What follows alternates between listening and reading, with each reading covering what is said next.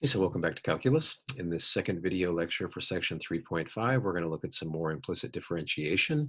In particular, I want to show you how you can use the implicit differentiation formulas that you get to find out where tangent lines are horizontal or vertical for curves that are given implicitly. And then I want to show you how you can use implicit differentiation to derive a formula for the derivative of the inverse of any function for which you already know how to differentiate. And in particular, we're going to take a look at some inverse trigonometric functions. All right, so to get going here, I've drawn the circle x squared plus y squared equals 25. It was one of our examples last time. It's a circle with center 0, 0 and radius 5. And one of the questions we're going to ask below is this: where are the tangent lines to an implicit curve? Where are they horizontal? Where are they vertical? So we can see on this curve that it looks like there's going to be two places for each of those things. Yeah, and let me just highlight on there that the very top of the circle, the point, what would its coordinates be? 0, 5, and the very bottom of the circle, 0, minus 5. Both of those places have horizontal tangent lines, and I think geometrically those are the only two places that have horizontal tangent lines. And then conversely, or not conversely, but additionally, the points minus 5, 0 and 5, 0 look like the two places on this circle where the tangent lines are vertical, straight up and down, where the slope isn't defined. So what I'd like to do is show you how you can derive that information from the implicit differentiation, okay? So let me just slide down here. I've got our work ready to go. So I won't recapitulate the derivative of it, but you recall last time that we were looking at this equation, this implicit curve, x squared plus y squared is 25, and we calculated that its derivative implicitly was minus x over y, yeah? So here's the main kind of idea. The main kind of idea is that a tangent line is horizontal if and only if the derivative is 0, okay? Because horizontal lines have slope 0. And the derivative of this derivative, dy dx, is a fraction. And a fraction is 0 only if its numerator is. Yeah, that's an important fact, that a fraction is equal to 0 if and only if its numerator is 0 and its denominator isn't. Yeah, so our derivative here, dy dx, is minus x over y. So that derivative is 0 if and only if its numerator is 0. And its numerator is minus x, which is 0 if and only if x is 0. All right, so that's the big idea. Horizontal tangents, when you're looking at things implicitly, you look for places where the numerator is 0, but the denominator is not. Okay, numerator 0, denominator not 0, horizontal tangents. Okay, well, and then you have to go back to your equation. In this particular case, our equation is x squared plus y squared equals 25. So if you put x equals to 0 into that equation, well, then you just get the equation y squared is 25, which has two solutions. Y is plus 5 and minus 5. Okay, so you have two horizontal tangent lines. One is at 0, 5, one is at 0, minus 5. That's exactly what we drew in the picture above. Cool. Vertical tangents, you kind of handle the same way. Let me just scroll down so you can see it. Vertical tangents, when you're asking where something is vertical, well, that's if and only if the slope, the derivative, is undefined. So a fraction is undefined if and only if its denominator is 0 and its numerator isn't. Okay, so that's how you're going to be looking for vertical tangent lines, is you're going to look for places where the denominator is 0 but the numerator is not. Okay, you look for places where the denominator is 0, but the numerator is not 0. So in our example here, our denominator is y, so y is equal to 0 if and only if y is equal to 0. Again, you put that back into the equation x squared plus y squared is 0, and you get the equation x squared is 25, which has two solutions. 5 and minus 5. So you have two vertical tangent lines. They happen when x is 5 and y is 0, and x is minus 5 and y is 0. All right, so that's the general idea of finding horizontal and vertical tangent lines on curves that are given implicitly. So you calculate the derivative, dy dx, implicitly. For horizontal tangent lines, you set the numerator equal to 0 and solve. For vertical tangent lines, you set the denominator equal to 0 and solve. If you have a point on the curve where the numerator and denominator is 0, well, that's kind of an indeterminate point, and we'd have to have further methods. So we'll leave that for another conversation. Let's try it out on our folium.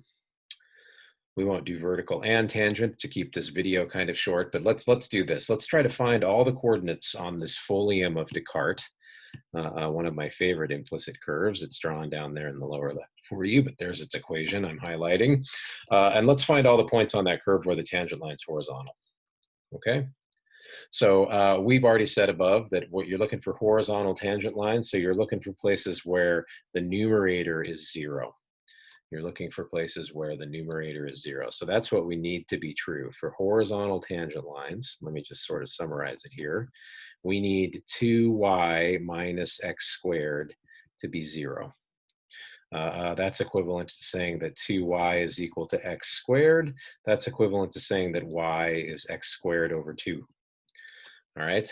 So that doesn't give us a point like in the case of the circle. It gives us an equation. So now we have two equations that have to be true simultaneously. One of them is already highlighted in yellow up here. I need x and y to satisfy this. That's to be on the folium of Descartes. And if I want to have horizontal tangent lines, x and y also have to satisfy this. So we have a little bit of a math problem to solve here. How can we find all points in the plane that satisfy both of those things? I'm going to switch over to a Desmos window here real quick because I want to show you a way that you can kind of graphically try to anticipate how many solutions this system of equations is going to have. And I also want to show you that you can plot these things, these implicit equations on Desmos just as easy as you can plot explicit things. So when you're working through your homework, especially the textbook problems in this section 3.5, you can have a graph of every curve you're thinking about. And I would really encourage you to graph them because some of them, quite frankly, are pretty cool looking. Okay, so let me switch over to Desmos here. I think it's all ready to go. You can see my Desmos window. And let me just show you, if you want to look at the folium of Descartes in Desmos, type it in exactly like you see it on your page. So type x cubed plus y cubed equals, just put it in there, 6, and then use multiplication so it knows what you mean. 6 times x times y. So look at that. There's your folium of Descartes graphed in Desmos. As easy as you can write it on a piece of paper, you can graph it. So I hope that in your homework in this section, it'll make it much more fun and interesting if you graph all of these things. Some of these curves are absolutely fantastic looking. But back to our, you can't see the whiteboard, maybe you wrote it down, but the horizontal tangent line equation that we came to said that y had to be x squared over 2. So I'm going to plot that too. Y equals x squared over 2. It's drawn. It's a blue parabola. You knew that. How many places does that blue parabola intersect our folium of Descartes? Well, it's intersecting once here at the origin, 0, 0, and then there's some other point up here. Its x and y coordinates aren't labeled. But this picture tells me how many solutions to our problem we're going to have, because we remember, we need an xy to satisfy both the red curve and the blue curve's equation. Well, we can see in this picture that there's 2 such points. There's 2 points in the plane that are going to satisfy that, all right? So we basically have to return to the whiteboard and see how's algebra going to help us find those points. Okay, maybe it's a good place to stop the video and think about that. But what we know from this picture is how many solutions our problem is going to have. There's going to be 2 horizontal tangent lines. And if you're saying to yourself, hey, I could look at the folium of Descartes and see how many tangent lines there were, I agree with you. You could. You could look at this picture and say, well, that looks like there's a horizontal tangent line right there. And we actually know the coordinates. That's 0, 0. And then there's another one, I don't know, up here somewhere. It's where that blue parabola was crossing that curve in the picture in Desmos. So 2 solutions. How do we find them? Well, we basically have to take this expression for y, it's x squared over 2, and substitute it into our folium equation.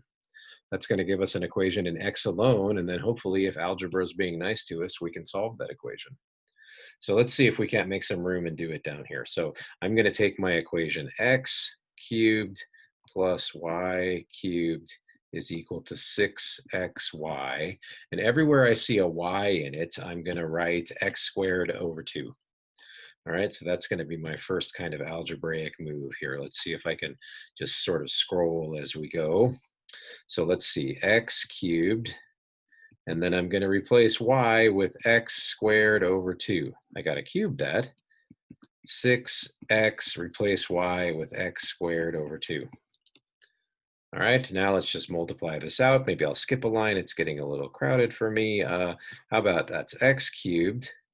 When you cube x squared over 2, you get x to the 6th by the rules of exponents over 8.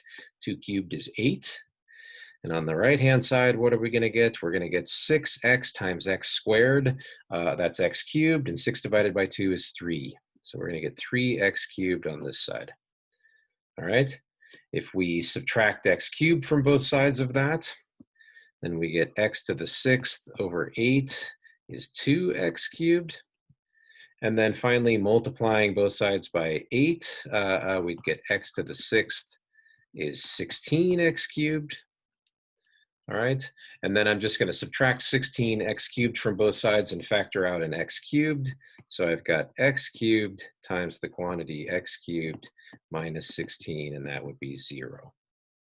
Cool. So I can see that there are two solutions to that thing. One comes from this factor, x equals 0. The other one comes from that factor, x is the cube root of 16. So I've got two x values. Two x values. We knew there were going to be two x values, right? But how do we find y? Well, we can go back to either equation. I'm going to go back, sorry, I'm going to squeeze this a little bit so we can see it all. I'm going to go back to this one. It's simpler to plug into, yeah? So looking at that thing, if x is equal to 0, let me just make a vertical line here so we can use this unused space. If x is equal to 0, I'm plugging into, I'll outline it in red so that you're looking at the same place. I'm plugging into this equation for x, all right, to tell me what y is. If x is 0, then y is 0 squared over 2. That means y is 0. Okay, so 0, comma 0 is one of our points. One of our points is 0, comma 0, and we knew that. We knew that was one of our points. We could see it in the graph. That was the one that was easiest to see. The other one we have to find by taking x to be the cube root of 16 and plug it into this thing, yeah? So if x is equal to the cube root of 16, which I'm going to write as an exponent, 16 to the 1/3, then y is, well, you got to square that, so that's 16 to the 2/3 over 2. 16 to the 2/3, all divided by 2. All right, and if you want, you can get out your calculator and simplify those things. This x coordinate, I've got a calculator. It's I'm slowing down. I'm trying to look at it. I'm going to be super sloppy here and just write it's about 2.5. Yeah, I'm not going to round that thing to very good accuracy. And the y coordinate also I'm going to round is about 3.2. All right, so 2.5 and 3.2 to the nearest 10th. So those are the coordinates of the points. So the point that I have then is 2.5, 3.2 as an approximation, or if you want to write it more accurately, it's precisely the 1/3 power of 16. The cube root is 16, and 1/2 the 2/3 power of 16. Cool. Two tangent lines are horizontal. Maybe you take it upon yourself. You could kind of make up your own example here. We just found the coordinates of these 2 points. You could ask yourself, well, what about vertical? You could modify my example and ask yourself, where are these things vertical? How would you go about answering it? For vertical tangent lines, you have to start asking yourself where the denominator is 0 and the numerator isn't.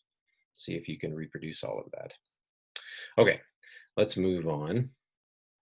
I want to show you that you can use implicit differentiation to find the derivatives of inverse functions that you know the derivatives of, in particular the inverse trig functions.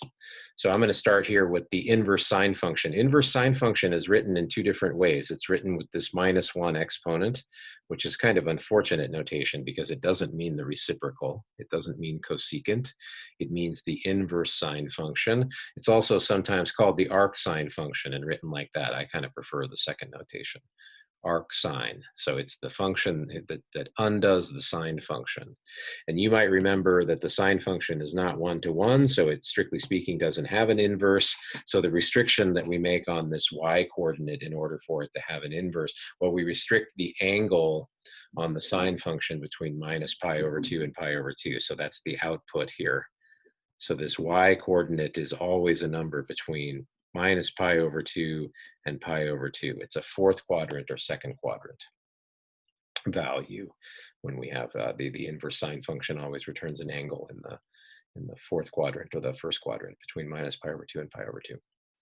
Okay, so how do we proceed with the differentiation? Well, if y is the inverse sine of x, then the sine of y is x. So that's what we differentiate both sides with respect to x. So I'm going to take the derivative of the sine of y on the left-hand side. I'm going to take the derivative of x on the right-hand side.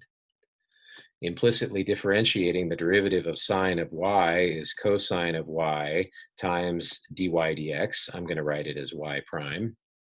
The derivative of x is 1. So then I'm going to write that as y prime as 1 over the cosine of y. And since the cosine of y for y in this range is a positive number, I can rewrite that. This is just to get kind of a nice formula. In some sense, I'm done, but I want the answer to be in terms of x.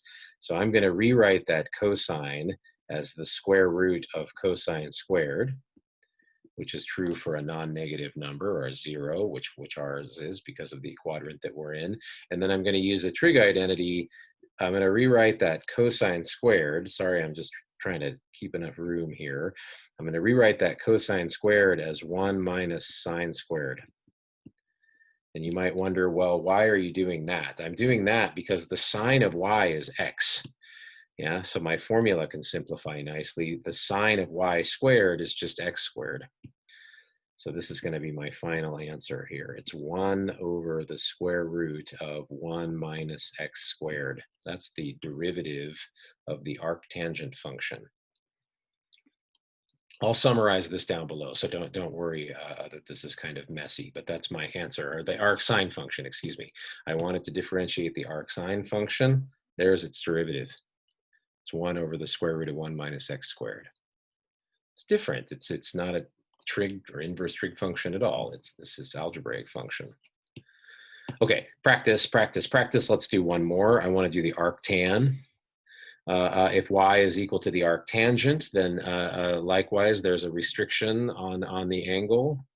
So in this case, if y is the arctangent, then it's strictly between pi over 2 and minus pi over 2. Can't take on those values. But let's do the same thing. So we're going to write y is arctangent. I'm using the inverse notation this time of x. So the tangent of y is x. So if we differentiate both sides of that with respect to x, we should also have an equality. Derivative of tangent is equal to secant squared times y prime by implicit differentiation. The derivative of x is 1. Solving that for y prime, I get 1 over secant squared of y. And then again, for reasons to simplify, I'm going to use a trig identity. That's 1 over secant squared, you remember, is tangent squared plus 1. Trig identity. And tangent of y is equal to x. So we just get 1 over x squared plus 1. It's the derivative of the arctangent function, arctangent of x. Its derivative is 1 over x squared plus 1. Cool. All right, so I'm almost ready to stop. You've been patient through this video. I just want to point out that this picture on the right, which maybe I could make it a little bit bigger. No, it doesn't want to be bigger. There, it's a little bit bigger. It's a beautiful illustration of the relationship between a function and its derivative. So drawn in red is the arctangent function. Yeah, so it's got those horizontal asymptotes at minus pi over 2 and pi over 2. And there's the arctangent function. And drawn in blue is the derivative we just calculated, 1 over 1 plus x squared plus 1. It's the same thing. And I love this. What can you see on the arctangent function? Lots of stuff. First of all the tangent slopes are positive. Yeah, if you pick any tangent line here, they're positive. That's consistent. Every y-coordinate on the blue curve is greater than 0. It looks like the steepest positive slope happens here at the origin, and that's the biggest y-coordinate on that blue curve's graph. When x is 0, the biggest y-coordinate is 1. And then as the arctangent function approaches its asymptotes, let's say we're going off to positive infinity, well, if you're approaching a horizontal asymptote, you're becoming flat, so your derivative is approaching 0. And that's also happening as x goes to minus infinity. So this is a wonderful set of graphs to look at to understand the kind of slope relationship between a function and its derivative, the arctangent and its derivative 1 over 1 plus x squared. Cool. Okay, so we're going to end this video just by showing you something that I clipped from your book. It's in there. You can refer to it as well. But these are the derivatives of the inverse, 6 inverse trigonometric functions. We didn't derive all of them. We derived the inverse sine and the inverse tangent. But you can proceed the same way to handle the inverse cosine, inverse cosecant, secant, and cotangent. All right. In terms of our work in this course, these two that we've derived are certainly going to play kind of the most prominent role, although the arc cosine function does certainly play a role as well. Okay, thanks for listening.